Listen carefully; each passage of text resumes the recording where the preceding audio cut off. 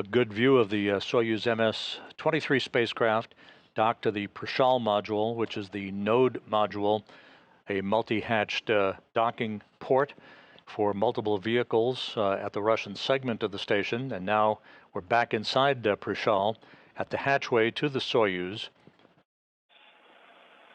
as the crew is beginning to gather for final farewells before the Soyuz crew floats through the hatch and closes the hatch behind them to begin their pre-undocking preparations.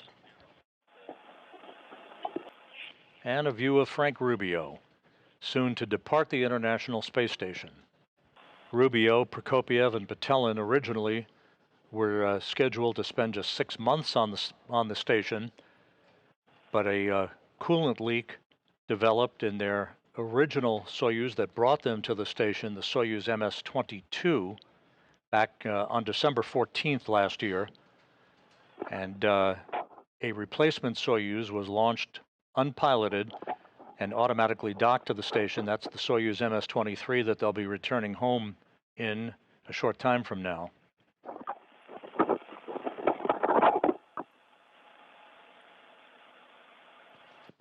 Once this farewell opportunity is concluded, Rubio, Prokopiev, and Petelin will float inside the Soyuz, and Kononenko will begin the process of closing the hatch on the Prishal module side of the docking interface.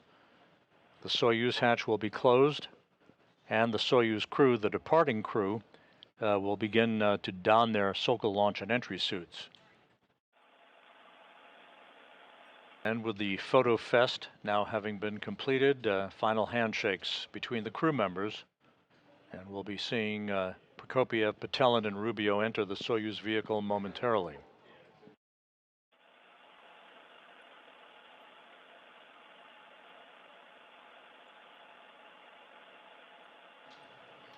Sergei Prokopiev entering the Soyuz with his crewmates.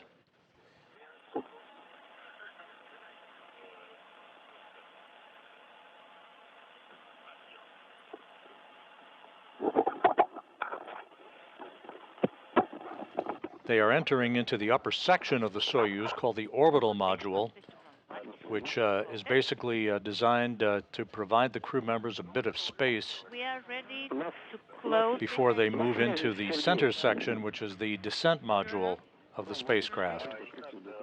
The station hatch will be closed first, followed by the Soyuz hatch, and that will initiate the start of leak checks over the course of an orbit or so, to make sure that we have an airtight seal between the two docking interfaces before the depressurization of the passageway is conducted. Undocking scheduled at 2:54 and 30 seconds a.m. Central Time, 3:54 and 30 seconds a.m. Eastern Time. There will be an undocking command to begin the process of opening the hooks holding the Soyuz to the Prishal module docking port. That takes about 90 seconds to complete before the springs push off on both sides of the docking interface to initiate the physical separation of the vehicle. At the time of undocking, Expedition 69 will come to an end. Expedition 70 formally begins. And there goes the hatch on the Prishal module side of the docking interface.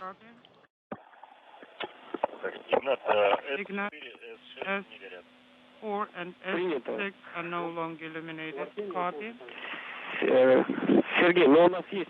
And the hatch closed on the Prishal module at 11:38 p.m. Central Time, 12:38 a.m. Eastern Time. Frank Rubio, Sergei Prokopiev, and Dmitry Petelin are now inside their return craft, the Soyuz Ms-23. The hatch on the station side, the Prishal module hatch, has been closed. The three departing crew members will be closing the Soyuz hatch momentarily, having bid farewell to their crewmates and to their home that they have lived in for over a year, returning home this morning after 371 days in space, the third longest spaceflight in human spaceflight history.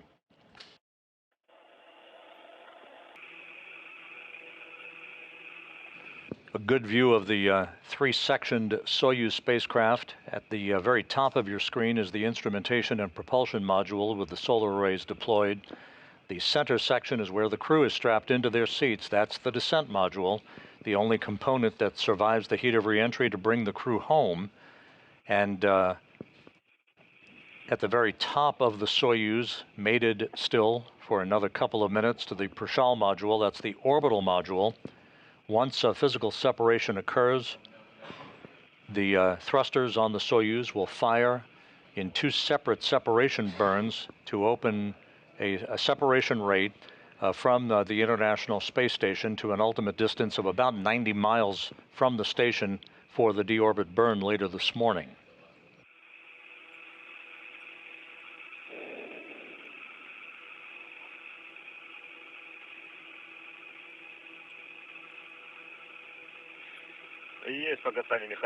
Undocking confirmed. Physical separation confirmed at 2:54 a.m. Central Time, 3:54 a.m. Eastern Time, as the International Space Station flew over southeastern Mongolia.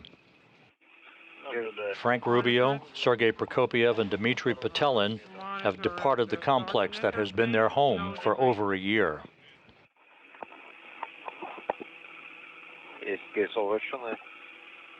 Unintelligible.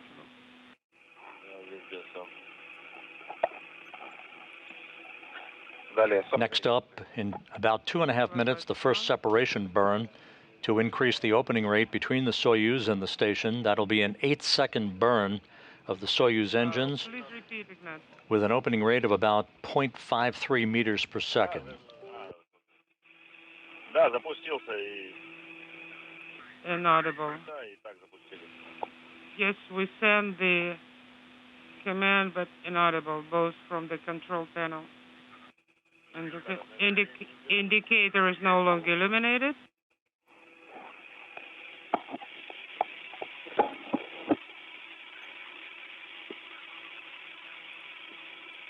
A very smooth, clean separation by the Soyuz Ms-23, a great view as it flies over Mongolia. On board, Frank Rubio, Sergei Prokopyev, and Dmitry Petelin, wrapping up 371 days in space and the third longest space flight in human history. Firing in manual mode.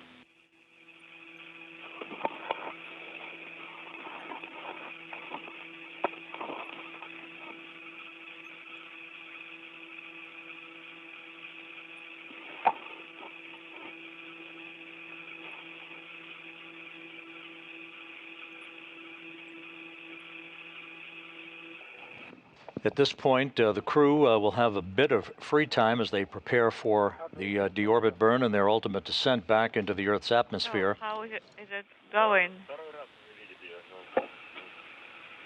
Well, it's not the first time.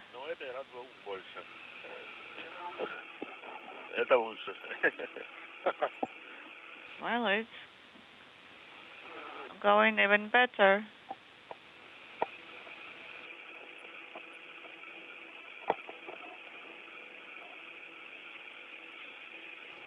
Good view of the departing Soyuz. Sergei Prokopyev reporting that the crew is feeling well. Everything in good shape on board the Ms-23. This spacecraft was launched back in February, unpiloted, made an automated docking to the International Space Station as the replacement for the damaged Soyuz Ms-22 spacecraft that incurred a coolant leak back in December of last year, rendering it unusable for the crew to return to Earth in. As the Soyuz undocked from the International Space Station, the NASA and Russian landing team, embedded with the Rosaviatsa search and recovery forces, are taking a breather at the airport in Zhezkazgan, which is the intermediary staging site. The NASA Russian landing team flew by helicopters from Karaganda to Zhezkazgan a couple of hours ago. Those helicopters have been refueled and will take off in sequential fashion for the landing site to recover Rubio, Prokopyev, and Petelin. The helos will be wheels up around the time of the deorbit burn.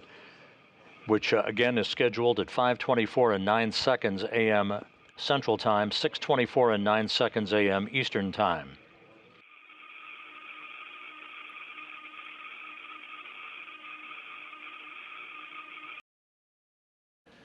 And there's our first view of the Soyuz Ms-23 under the chutes.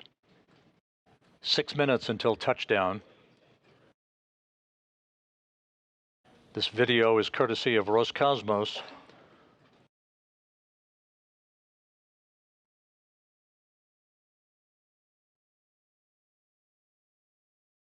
Soyuz descending at its normal rate of descent.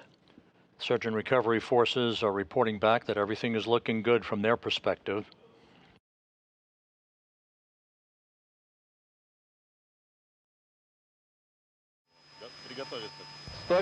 Prepare. 100 meters to ground. 100 meters to go. The crew being told to brace for touchdown. Object getting close to touchdown. Object touchdown. Touchdown confirmed at 6:17 a.m. Central Time. Rubio's record ride comes to an end as he, Prokopiev, and Petelin return to Earth after a 371-day, 157 million-mile journey at the International Space Station. And this video now, courtesy of Roscosmos, showing Soyuz commander Sergei Prokopiev having been helped out of the Soyuz Ms-23 spacecraft.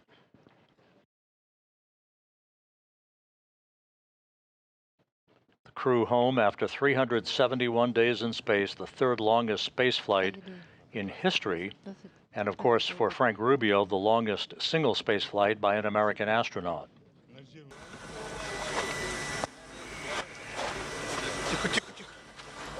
easy, easy.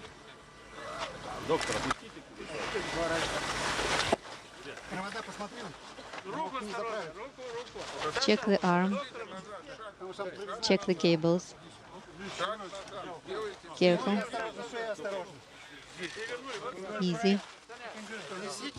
Frank Rubio, the U.S. record holder for the longest single space flight in history, back on Earth. Here you are.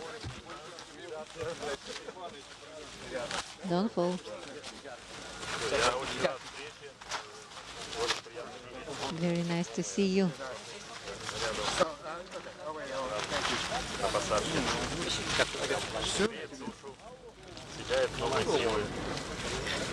So great.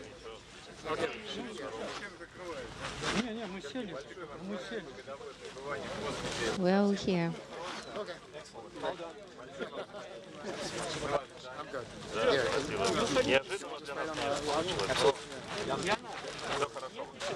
All went well.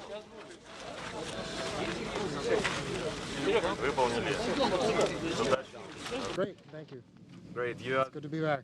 You were the doctor on the crew, mate. How is in the space? How is your mate? Fantastic. Yeah, everybody did really well. You look very well. Thank very you. Well. Thank you. It's good to be home. Thank you.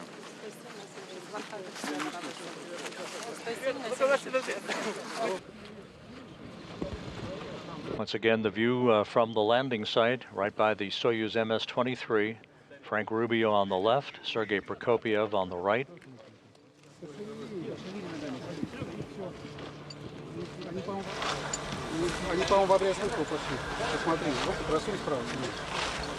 Check the arm on the right side. And Dmitry Petelin now being removed from the Soyuz spacecraft. Easy, easy here. Turn. Legs. Turn back.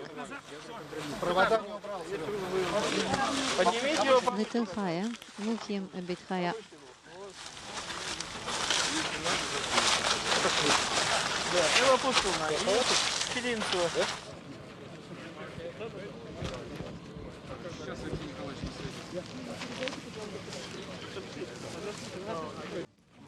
And a view of the Soyuz Ms-23 spacecraft that touched down 28 minutes ago at 6 17 a.m. Central Time. Yeah, drink a little bit. The 3 crew members will be carried in those chairs into a nearby inflatable medical tent to doff their Sokol launch and entry suits, get into more comfortable flight clothing, and then they'll be transported in those ATVs to 3 awaiting Russian Mi-8 helicopters to take off for a 2-hour flight back to the staging city of Karaganda to the northeast of the landing site.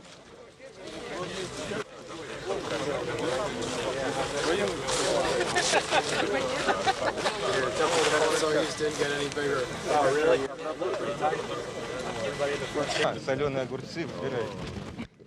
And Sergey. And Dmitry Petelin, who was board engineer number 1, he and Prokopiev conducted 6 spacewalks during their time on board the International Space Station. Mode. Thank you. Let's move it a little bit closer.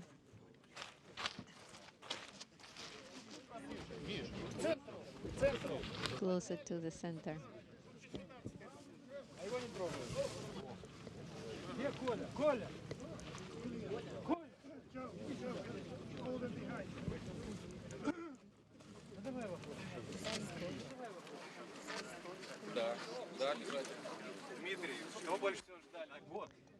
Dmitry. Photo. Please stand in the back.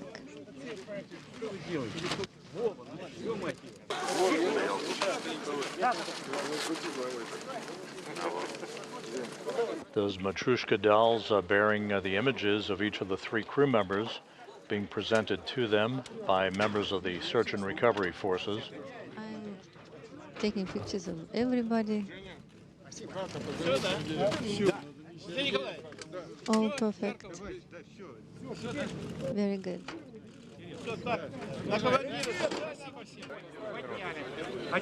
Pick up the blanket.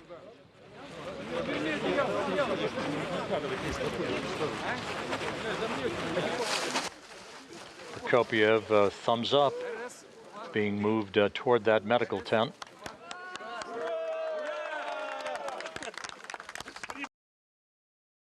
As we mentioned, the crew members were quickly extracted from the Soyuz Ms-23 that landed on time, on target, and are now being brought into the nearby medical tent. And there's a view of Frank Rubio with Joe Acaba and the rest of the NASA team helping bring him into the medical tent. In the back, you see ISS program manager Joel Montalbano. The crew will get out of those Sokol launch and entry suits. They'll put on comfortable flight clothing and prepare for their helicopter flight back to Karaganda, Kazakhstan, and eventually their trip back to their respective hometowns. Rubio coming to Houston, Prokopiev and Petelin coming to Star City, Russia. So with that, the crew is now back in the medical tent. Medical exams in store for them as they have landed after more than a year in space, the 3rd longest space flight in history, a successful end to an eventful mission that was extended by 6 months, but ended in great fashion with a bullseye touchdown on the steppe of Kazakhstan. Frank Rubio, Sergei Prokopiev, Dmitry Petelin, safely back on Earth.